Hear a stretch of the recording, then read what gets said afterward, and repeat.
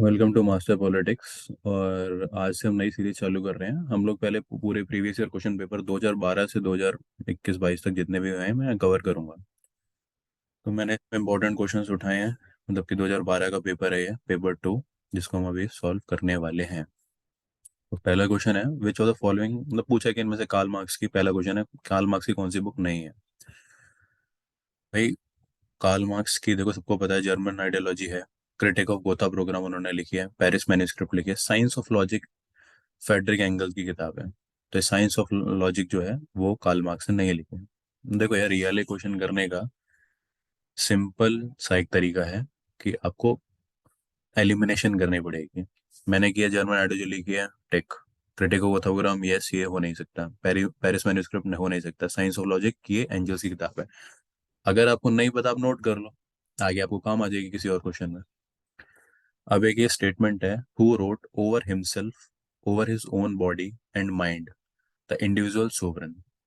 ये जेएस मिल ने इंडिविजुअलिटी को, लिबरलिज्म, लिबर्टी को की व्याख्याता करते हुए उसको, लिबरलिज्म को दिखाया, उन्होंने लिबर्टी को दिखाया कि कितनी फोरमोस्ट इंपॉर्टेंट है। उसके लिए उन्होंने अपनी किताब में लिखा है कि ओवर हिमसेल्फ, अपने ऊपर, अपनी बॉडी पे और अपने दिमाग पे इंडिविजुअल खुद का अधिकार होता है। इंडिविजुअल खुद एक सोवरन मास्टर होता है अपनी चीजों के लिए। जेएस मिल ने तीन चीजों की बताई थी कि नेचुरल राइट्स होते हैं, लाइफ, लिबर्टी एंड प्रॉपर्टी, आपको याद रखना है। जेएस मिल ने अपने कॉन्ट्रैक्ट के अंदर रेवोल्यूशन, राइट टू रेवोल्यूशन दिया था। उनका दो कॉन्ट्रैक्ट था। एक क्वेश्चन ये भी पूछा था कि जैसे दो तरीके की लिबर्टी दी थी इन्होंने, जेएस मिल ने, तो उनके अगेंस्ट किसने लिबर्टी दी थी। मतलब कि उनके अगेंस्ट किसने बोला था कि ये लिबर्टी सही नहीं है, मैं दो तरीके की और लिबर्टी देता हूँ, वो अर्नेस्ट बारकर थे। बीच बीच में जो मुझे याद आता रहेगा मैं कंसर्न टॉपिक से ज्वाइन करता रहूंगा। अब रजनी कोठारी हैं, इनकी बुक है politics in India. The politics India बहुत फेमस बुक है, एन नंबर ऑफ टाइम हर एग्जाम में पूछी जाती है। ये किसके ऊपर है? स्ट्रक्चरल फंक्शनलिज्म के ऊपर है। इसका मतलब क्या हुआ स्ट्रक्चरल फंक्शनलिज्म का? कि भाई इंडिया का जो उस टाइम का पॉलिटिकल स्ट्रक्चर था उसको दर्शाया है रजनी कोठारी ने। रजनी कोठारी कांग्रेस सिस्टम की बात करती हैं कि भाई 1950 से लेकर 1970 तक का जो डिकेड था वो कांग्रेस डोमिनेटेशन का था। ठीक है, और रजनी कोठारी, भाई मैं बार बार बोलता हूँ कि मेल है, फीमेल नहीं है। अगर आपको नहीं पता तो आप जानिए उनके बारे में। Fourth question is, who was the first modern political thinker who deliberately ignore Aristotle. Aristotle को इग्नोर हॉब्स ने किया था, क्योंकि हॉब्स के लिए मैटर सब कुछ था। मैटर मूव करता है तो, और है हॉब्स ने क्या है, हॉब्स जो अपनी लाइफ में था वो गैलीलियो वगैरह से बहुत प्रभावित था। मैथमेटिशियंस, फिजिशियंस, अगर आपके पास कोई ऐसा क्वेश्चन आए कि कौन फिलोसफर जो है वो मैथमेटिशियन और फिजिशियन से बहुत इन्फ्लुएंस है, वो हॉब्स ही है। और एरिस्टोटल क्या कहता था कि भाई सब कुछ आइडिया है, तो उसने इग्नोर करना चालू किया हॉब्स को। और मैंने एक ऊपर इधर मेंशन किया है, एक ये भी पूछा जाता है कि हॉब्स ने किन लोगों को 5 एनार्किकल विलन्स बताए हैं। हॉब्स ने 5 एनार्की के विलन्स बताए हैं। उसमें प्लेटो बताता है उसको, एरिस्टोटल बताता है, सिजरो बताता है, सेंसियन, प्लॉबच। तो ये सब लोग इन्होंने बताए हैं। तो एरिस्टोटल को भी उसने विलन बताया, 5 एनार्किकल विलन में प्लेटो भी है और एरिस्टोटल भी हॉब्स के अकॉर्डिंग। तो अभी ये याद रख सकते हैं। अभी देखो ये लिस्ट है। अब जैसे मुझे मैच करना, मुझे क्या पता है, मुझे सबसे पहले पता है कम्युनिस्ट पार्टी लेनिन।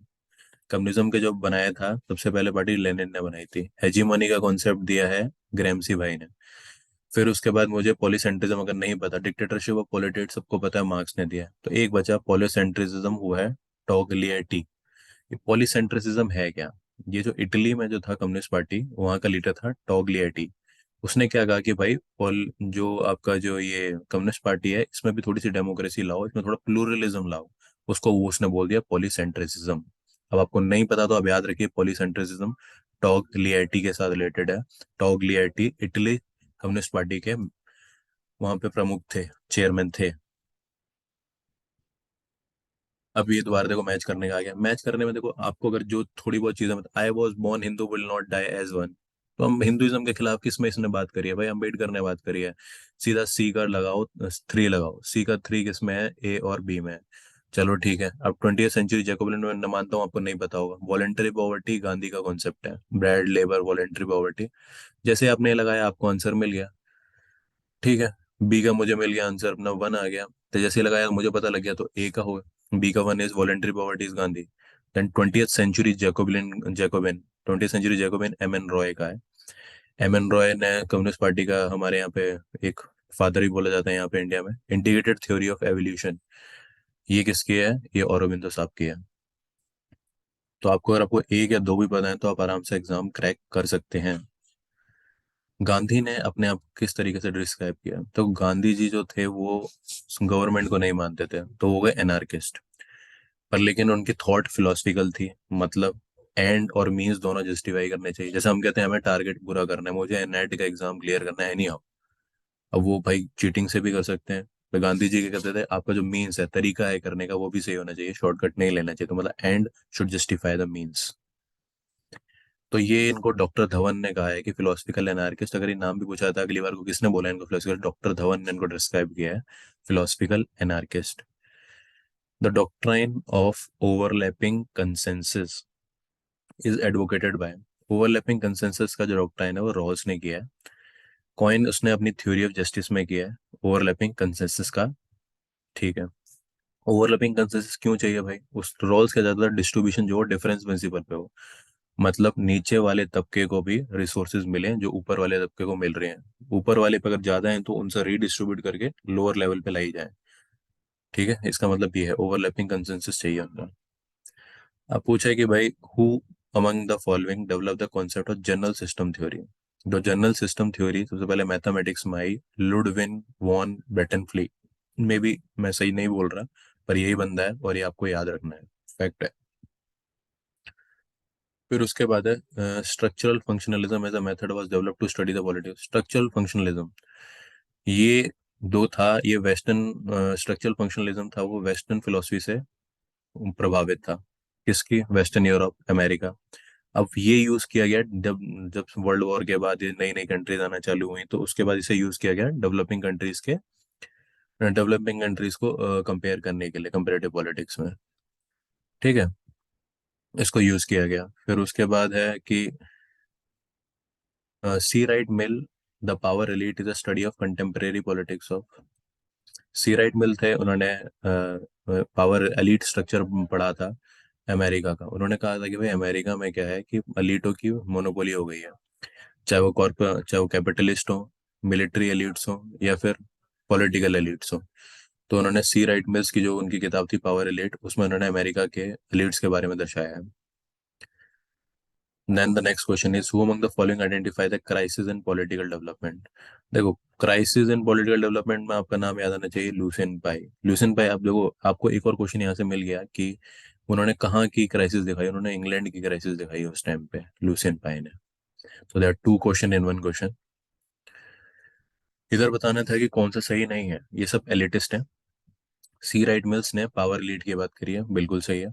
बॉटमोर ने एलीट एंड सोसाइटी की बात करी है, एलीट एंड सोसाइटी ने बॉटमोर की बात करी है। द रूलिंग क्लास के सामने पेरेटो लिख दिया, गलत है। तो रूलिंग क्लास के सामने मॉस्का है।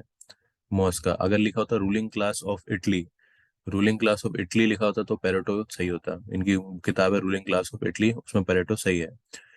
फिर है Ortega y, revolt of the masses, Ortega और गैसेट की किताब है। तो आपको याद रखना है रूलिंग क्लास मॉस्का की है, रिवॉल्ट ऑफ मासेस ओर्टेगा की है, एलिट एंड सोसाइटी बॉटमोर की है। ये फैक्ट्स हैं, आपको याद करने पड़ेंगे। सर्कुलेशन ऑफ एलिट कॉन्सेप्ट भी पेरेटो का है।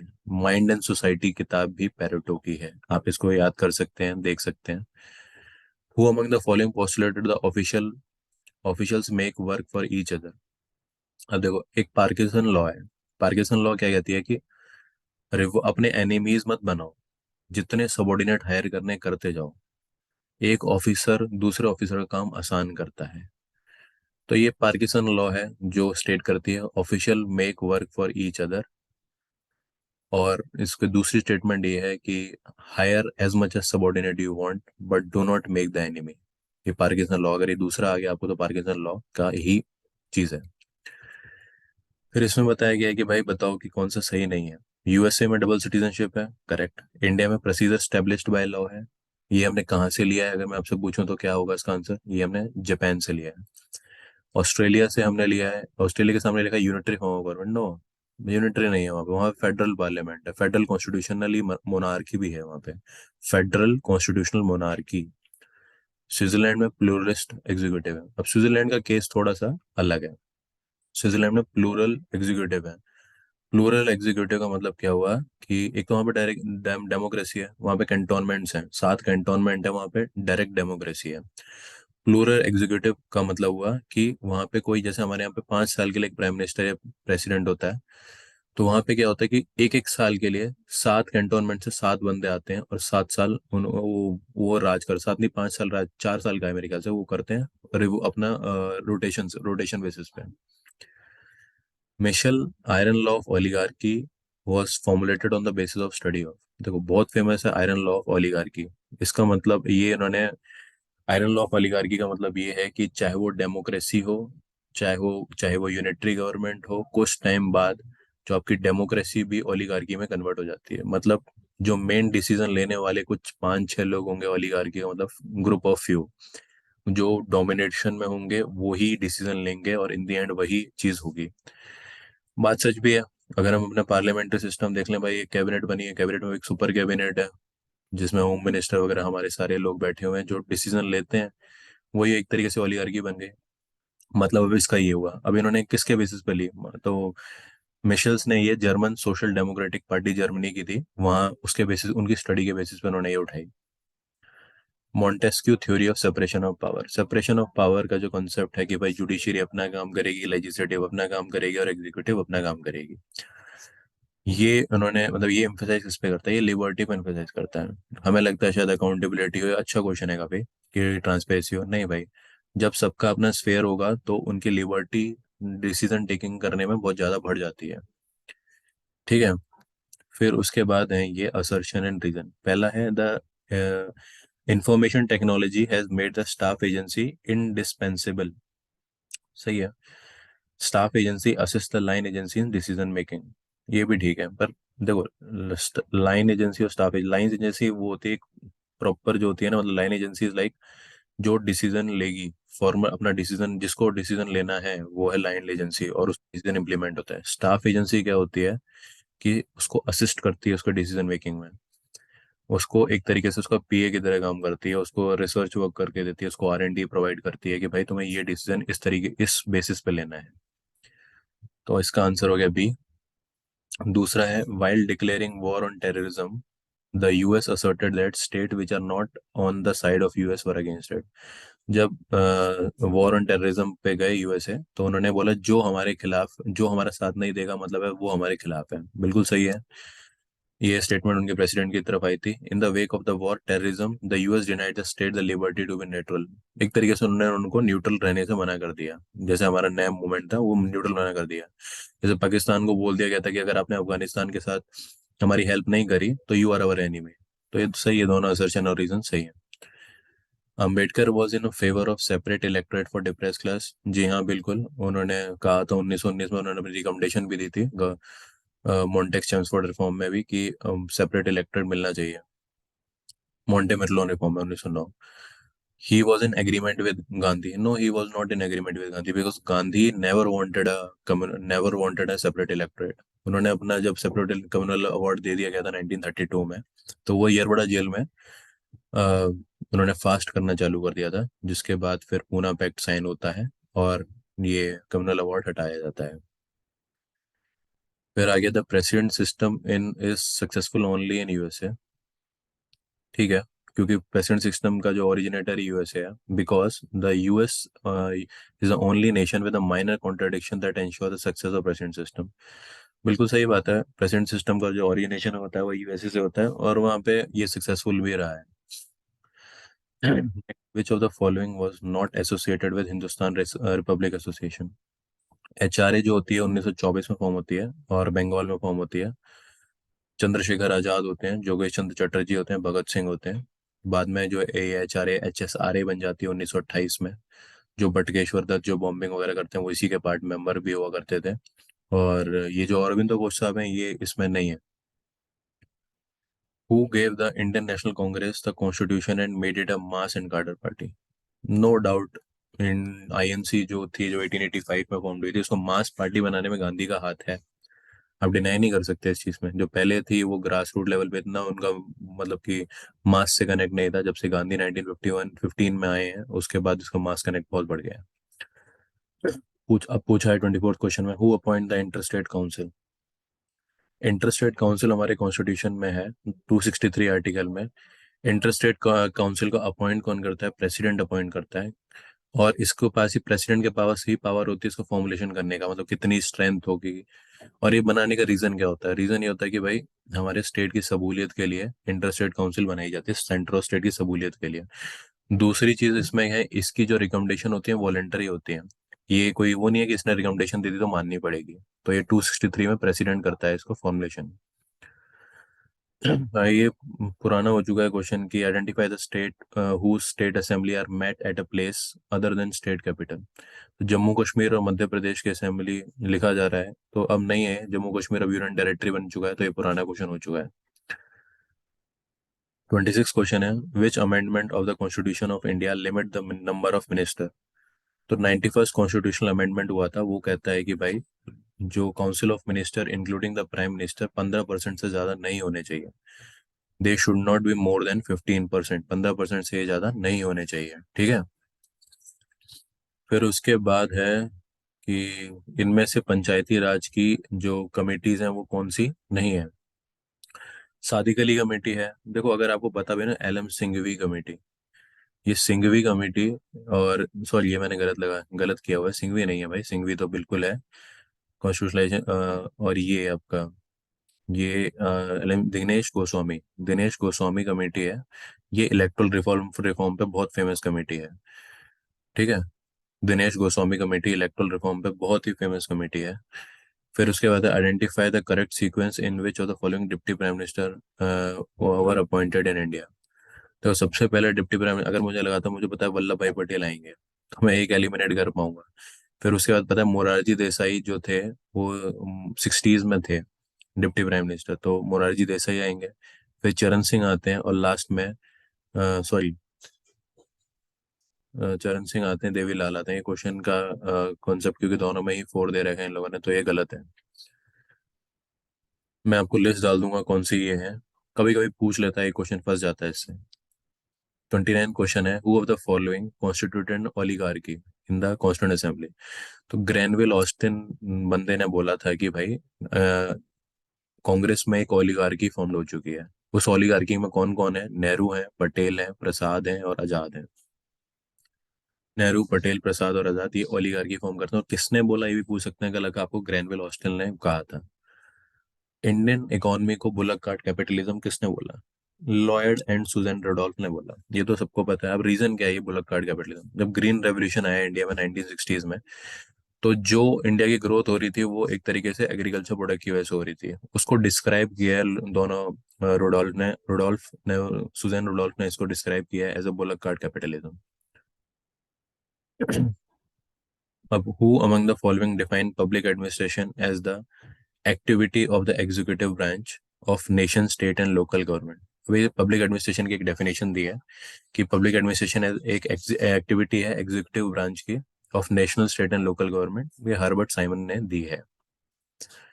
अब पीएससी के बारे में बात कर रहे हैं, पब्लिक अकाउंट कमेटी। तो पब्लिक अकाउंट कमेटी क्या है? ये दोनों हाउस से फॉर्म होती है। इसके अंदर 22 मेंबर होते हैं, 15 लोकसभा से होते हैं, 17 राज्यसभा से होते हैं, काफी बार पूछा जाता है। और इसमें एक प्रचलन भी है कि पब्लिक अकाउंट कमेटी का जो मेंबर होता है वो अपोजिशन पार्टी का मेंबर होता है। इसको स्पीकर इलेक्ट करता है, 1 साल के लिए होता है। और ये अपनी जो रिपोर्ट होती है वो पीएससी अपनी रिपोर्ट देता है अपनी लेजिस्लेचर में, public account committee. Span of control is also known as, span of control का जो कॉन्सेप्ट है वो मिलिट्री से लिया गया था। तो स्पैन ऑफ कंट्रोल जो है वो F.W. टेलर ने दिया था, और वो साइंटिफिक मैनेजमेंट के भी फादर बोले जाते हैं, ठीक है, स्पैन ऑफ कंट्रोल का। Bureaucracy was first coined by Vincent de Gournay. Bureaucracy का जो शब्द है ये विंसेंट डी गॉर्नी ने सबसे पहले किया। और ये फ्रेंच वर्जन है विंसेंट डी गॉर्नी, और इसको बहुत बार पूछा गया है। दोनों फर्स्ट शिफ्ट और सेकंड शिफ्ट दोनों में विंसेंट डी गॉर्नी पूछा गया था। अब ये है, which of the following is the correct function of staff agency. मैंने आपको बताया था स्टाफ एजेंसी का मतलब कुछ नहीं है, जो असिस्ट करती है मेन लाइन एजेंसी को उसके काम करने में, उसको स्टाफ एजेंसी बोलते हैं। तो advising the chief executive is the work of staff agency. बहुत इजी क्वेश्चन है। Which of the following statement is not correct with regard to Riggs perspective of society. अब रिक्स ने क्या किया था, दो तरीके की सोसाइटी बताई थी, तीन तरीके बताई थी। एक तरीके से डेवलप सोसाइटी को उसने डिफ्रेक्टेड बोला था, जिसके अंदर लोग खुद समझ से अपने डिसीजन ले सकते हैं, पॉलिटिकल पार्टिसिपेशन कर सकते हैं। फ्यूज सोसाइटी को उसने ट्रेडिशनल बोला था। और ट्रेडिशनल सोसाइटी ही एस्क्रिप्टिव थी, जिनके अंदर अपनी मॉरल वो पहले की वैल्यूज थी। तो ये जो था सी ascriptive value found in diffracted. Diffracted मतलब, डिफ्रेक्टेड का मतलब होगा डेवलप कंट्रीज। डेवलप कंट्रीज में एस्क्रिप्टिव वैल्यूज कभी पाई नहीं जाती। इनफॉर्मल चैनल ऑफ कम्युनिकेशन किसको बोला जाता है? Informal channel of communication grapevine को बोला जाता है। इधर से उधर कोई एक हायरार्की नहीं है कि भाई टॉप से बॉटम जाएगा या बॉटम से टॉप जाएगा। अभी कुछ थिंकर हैं, उनके कॉन्सेप्ट हैं। Scalar, zone of acceptance, disaster, incentive. तो सबसे पहले ये नाम है टेलर। टेलर साहब से रिलेटेड कौन है? Incentive system. Zone of acceptance किसका है? Chester Barnard. Chester Barnard, Henri Fayol और A W Taylor. Scalar, dissatisfier का Taylor. Zone of acceptance Chester Barnard. Henri Fayol का है सी। स्केलर, हेनरी फ्योल का है स्केलर का। ठीक है। एंड डी इज हर्सबर्ग का है सेटिस्फायर का। सेटिस्फायर का है हर्सबर्ग का। तो ये इसके हैं, ये नीचे ऊपर आ रहा है इसलिए मैं आपको बता नहीं, मतलब कि मतलब सेम मैच नहीं करवा पा रहा। ये आप देख लीजिए, इसका आंसर है D, fourth, third, first and second. Who stated that budget is a series of goal with price tag attached? ये विल्ड वास्की की एक स्टेटमेंट है कि उसने बजट को बोला है a series of goal with a price tag attached. और इनकी एक किताब बहुत फेमस है, पॉलिटिक्स ऑफ बजटिंग भी लिखी है वाइल्ड वास्की ने। तो अगर आपको बजटिंग में कुछ दिखे तो वाइल्ड वास्की को टिक कर सकते हैं। अब ये बोला है कि भाई which of the following article of the constitution empower parliament to create all all India service, जो है वो आर्टिकल 312 में राज्यसभा के पास स्पेशल पावर है कि वो 2/3 मेजोरिटी से कोई भी ऑल इंडिया सर्विस बना सकती है। ब्रेटन वुड कॉन्फ्रेंस 1944-45 में होती है, जिसके अंदर वर्ल्ड बैंक और IMF बन के निकलते हैं। इनका जो पहला नाम भी पूछा जाता है उसको बोलते हैं IBRD, international bank of reconstruction and development. उसका नाम इसलिए रखा गया था, वर्ल्ड वॉर सेकेंड में जो डिस्ट्रक्शन हुई थी यूरोप में, उसको फंड करने के लिए IBRD बनाया गया था। Which of the following is not a basic principle of Hans J Morgenthau realism? Realism क्या कहता है? रियलिज्म कहता है भाई जो भी कुछ है पावर है। रियलिस्ट मानते हैं कि इंटरनेशनल गवर्नमेंट में एनार्की है, सब अपने अपने भरोसे हैं, कोई एक गवर्नमेंट नहीं है, UN नाम की कोई चीज नहीं है। सब अपने प्लान के हिसाब से चलते हैं, अपने अपने सबूलियत और नेशनल इंटरेस्ट के हिसाब से चलते हैं। तो मॉरल वैल्यूज पे कोई कभी भरोसा ही नहीं करेंगे। तो क्या लिखा? Politics is governed by the universal moral value. No, they do not believe in universal value, they believe in power. Marshall plan, Marshall जो था वहाँ पे स्टेट ऑफ सेक्रेटरी था उस टाइम पे, अमेरिका का। उसने जो वेस्टर्न यूरोप में जो 19 वेस्टर्न यूरोप में जो वर्ल्ड वॉर सेकेंड के बाद डिस्ट्रक्शन हुआ था, उसको फंड करने के लिए एक प्लान बनाया है, जिसको मार्शल प्लान भी बोलते हैं। और मार्शल प्लान जो है ये एक तरीके से USSR की को कंटेमिनेट करने का भी एक प्लान था, उसके USSR के सोशलिज्म को। अब रशिया को जो वीटो मिला है वो किस बेसिस पे मिला है? क्योंकि वो सक्सेसर स्टेट था फॉर्मर सोवियत यूनियन का। तो जो भी 14 स्टेट जो थी, जो CIA बनाया था, USSR जब टूट गया था 1991 में, CIA बनाया था, कॉमनवेल्थ ऑफ स्टेट्स बनी थी। जो उन्होंने फिर कहा कि सक्सेसर स्टेट के लिए रशिया को ये वीटो दे देना चाहिए और सिक्योरिटी काउंसिल की परमानेंट सीट मिलनी चाहिए। Major argument of neo realism, देखो नियो रियलिज्म को स्ट्रक्चरल रियलिज्म भी बोलते हैं, और केनेथ वॉल्ड इसका फादर है। ठीक है। स्ट्रक तो ये क्या बोलता है? क्योंकि ये बोलता है नियो रियलिज्म कि भाई स्ट्रक्चर इंपॉर्टेंट है, actor important, actor play more crucial role, structures are more important than actors. की जो स्ट्रक्चर है वो एक्टर से इंपॉर्टेंट है। जो आपने स्ट्रक्चर्स वर्ल्ड बैंक बना रखा है, IMF बना रखा है, UN बना रखा है, ये इंपॉर्टेंट है। एक्टर तो आते जाते रहेंगे पर ये स्ट्रक्चर्स हमेशा रहेंगे। अब ये है non reciprocality principle of Indian foreign policy. IK Gujral साहब थे, उन्होंने ये नॉन रेसिप्रोकलिटी प्रिंसिपल दिया था। इसका मतलब ये होता है कि जैसे कोई छोटा देश है नेपाल और भूटान, अगर हम उसको हेल्प कर देते हैं, हम उससे वापस हेल्प नहीं मांग सकते क्योंकि वो कैपेबल नहीं है। तो और इससे फायदा ये हुआ कि वो सामने वाला जो देश है वो आगे चल के फ्यूचर में हमारी हमारी इस पॉलिसी से हमारे से लॉयल रहेगा। वो चाइना को इतना फेवर नहीं करेगा जितना हमें करेगा। अगर उसे पोर्ट देना हो श्रीलंका का, श्रीलंका को, तो वो हमें देगा ना कि चाइना को देगा। तो it's a non reciprocal policy. AI के गुजराल साहब ने की थी जब वो फॉरेन मिनिस्टर थे। इससे टाइज अच्छे, efforts to improve the ties with the neighbouring countries with reciprocity. अब देखो ये इसका पूछा है कि इस क्रोनोलॉजी में लगाना है। तो इंडियो सोवियत ट्रीटी 1971 की है। फर्स्ट न्यूक्लियर एक्सप्लोजन होता है 1974 में। दूसरा होता है 1998 में। क्यूबन मिसाइल क्राइसिस है 1992 1962 की। स्ट्रक्चरल एडजस्टमेंट प्रोग्राम मतलब अपना एलपीजी पॉलिसी 1991 की। तो आप लगा सकते हैं इसके हिसाब से। फिर है WTO pleads that all free trade bring prosperity for all and there should be promoted. WTO कहता है कि भाई जो फ्री ट्रेड है प्रोस्पेरिटी लाती है सबके लिए और इसको आगे प्रमोट करना चाहिए। बिल्कुल सही है, क्योंकि integration of the country with the global economy through the system of trade help through the export and abroad and also import good. जो इंटीग्रेशन ऑफ इकोनॉमी हुई है, ग्लोबलाइजेशन जो हुआ है, इससे हेल्प हुआ है ट्रेड को बूस्ट करने में और इकोनॉमी को बूस्ट करने में। तो बिल्कुल सही है, तो इसका असर्शन और रीजन बिल्कुल सही है। 14th SAARC summit held in New Delhi. जो सार्क की जो समिट है, सार्क 1985 में फॉर्म होता है, इसे ढाका डिक्लेरेशन भी बोला जाता है। तो उसकी ये थीम पूछ रहा है 2007 का। 2007 क्यों पूछा जाता है? क्योंकि 2007 में 14वीं समिट में एक तो पहला इंपॉर्टेंट पॉइंट ये है कि अफगानिस्तान को एंटर किया गया था as eighth member. Afghanistan enter हुआ था यहाँ पे 8वां मेंबर। और improving the inter regional connectivity इसका थीम था। अब collective security system of UN is based upon the principle of all for one and one for all. ये कोरियन क्राइसिस में यूज किया गया था 1950 में, कलेक्टिव सिक्योरिटी का कॉन्सेप्ट सबसे पहले। इसका सेकंड पार्ट जो होगा, second 50 question I will be bringing. Thank you for listening to it. I hopefully आपको ये 50 क्वेश्चन से कम 60 70 80 क्वेश्चन और मिले होंगे। और पढ़ते रहें। अगर आपको पसंद आया तो प्लीज़ सब्सक्राइब एंड शेयर करें। Thank you very much.